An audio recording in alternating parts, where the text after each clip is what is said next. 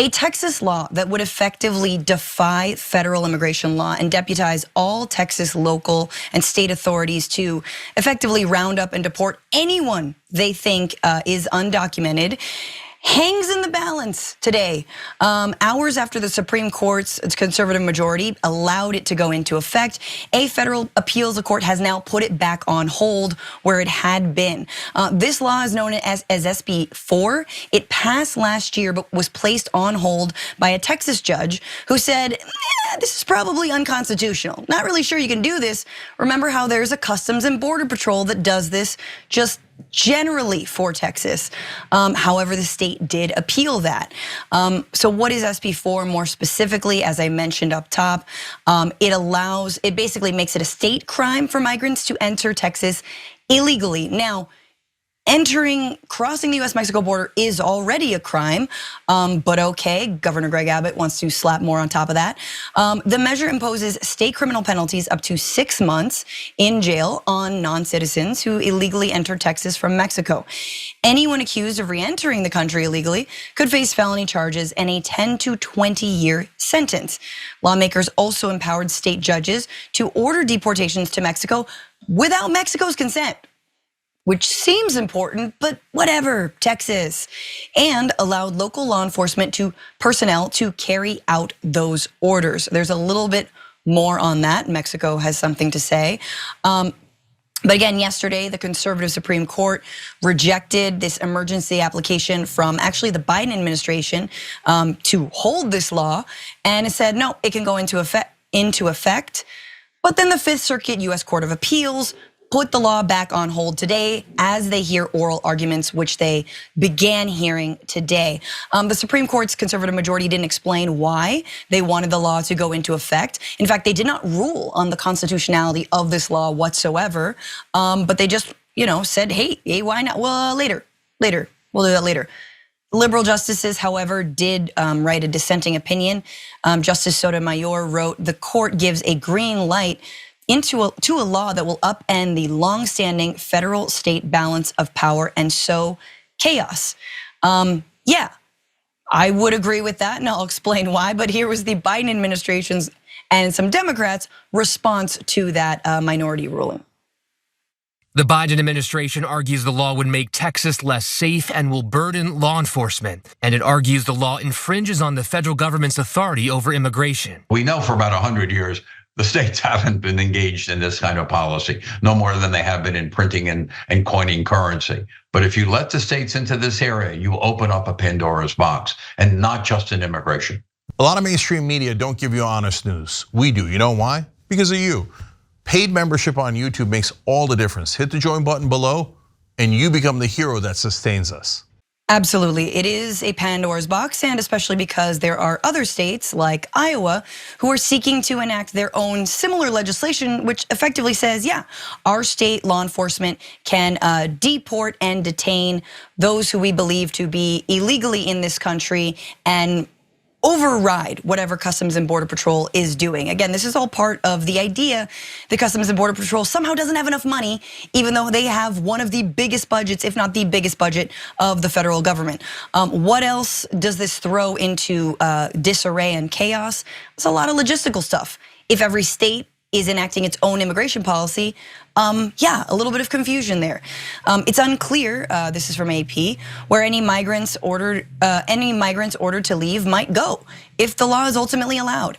It calls for them to be sent to ports of entry along the US-Mexico border, even if they're not Mexican citizens. Yeah, why? I mean, I guess that's irrelevant if your main goal is xenophobia. However, Mexico had something to say about it. Mexico's government said Tuesday it would not, under any circumstances, accept the return of any migrants to its territory from the state of Texas. Mexico is not required to accept deportations of anyone except Mexican citizens. On top of that, even Texas law enforcement is like, I'm not sure. I don't think this is a good idea. Sheriff Eddie Guerra of Hidalgo County says a lot of local police chiefs here, we don't believe it will survive the constitutional challenge. We've no training whatsoever to determine whether an individual is here in this country legally. But Sheriff Hidalgo, I think you know this. maybe better than most people in this country, but we all see what Governor Greg Abbott is doing here. We all see the point of this. It is not to suss out whether someone is here legally or not. This is an effective bounty on anyone who appears to be brown. Just an immigrant, doesn't matter. They could be black, they could be Asian. Like, it does not matter. This is effectively a stop and frisk for immigrants broadly. And again, this extends the jurisdiction of what the CBP usually has into wherever in the state. And so it is just a mind F, if I may say so. And again, now it is on hold.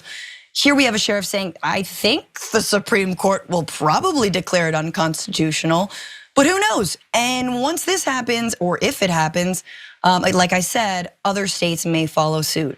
But Waz, what do you make of this? It's as if we think again, CBP doesn't have enough drones and AI doing its work for it.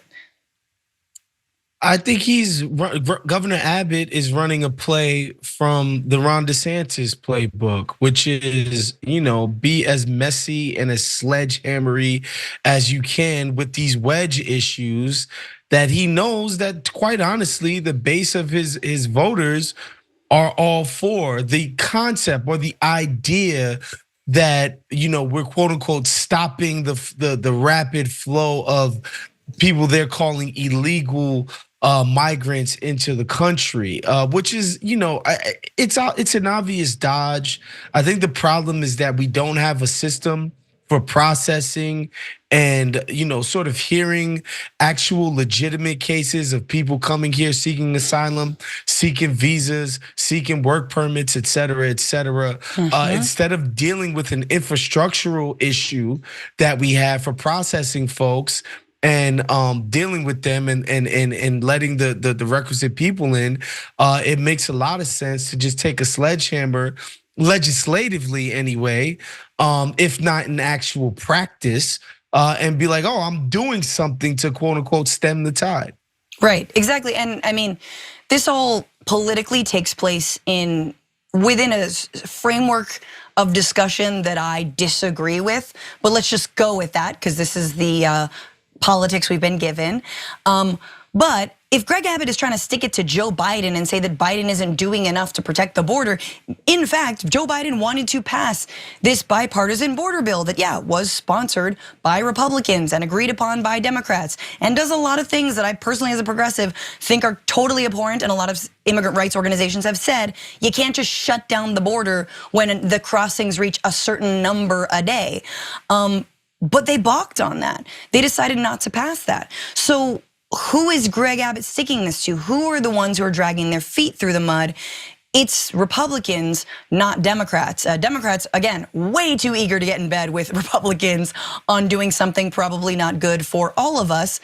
And here you have this. And like the idea, again, that law enforcement are now going to be CBP officers, that all police, sheriff's departments, who knows, are going to be CBP officers is, I mean, terrifying if you're a Texan, but also, like this one Sheriff Hidalgo explained, mind-boggling in terms of what that even looks like. I can only imagine the private detention companies that are licking their chops at the idea that there would be mass sweeps. But then again, we all know that like if Donald Trump gets reelected, that's what he wants to do, mass sweeps. And I guess he's going to need agents to do that. Remember, by the way, CBP has 100 miles of operating room from the border, meaning they can stop and arrest you and question you about your papers 100 miles from the US-Mexico border, wild. Again, the law is still on hold, but we will see. It'll likely be back at the Supreme Court. Any final thoughts, Waz, about this? I mean, it truly is like a hey, don't mess with Texas / we're gonna secede from the union. Yeah, it has that tinge of sort of outlaw justice, if you will, of these guys taking matters into their own hands. But again, this issue is a little bit bigger than just Texas and the border itself. Because again, these migrants find their ways to other American cities, places like Chicago, places like New York City, which are Democratic strongholds, Democratic Party strongholds. Eric Adams is talking about, hey, look, we don't know if we can handle any more migrants. And, I think Eric Adams is a bit of a lunkhead, but the truth is New York City doesn't actually have an adequate, again, infrastructure to receive these folks and give them a fair shot at figuring out how they go about obtaining their legal documentation and becoming full citizens of this country.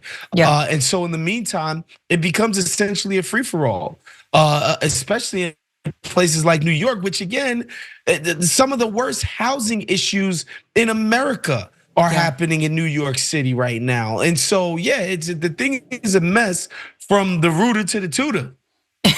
It really is, and like deterrence is not the way. I mean, deterrence, again, just rounding people up and deporting them or making the border even more militarized, in my opinion, is absolutely not the solution. But you're totally right.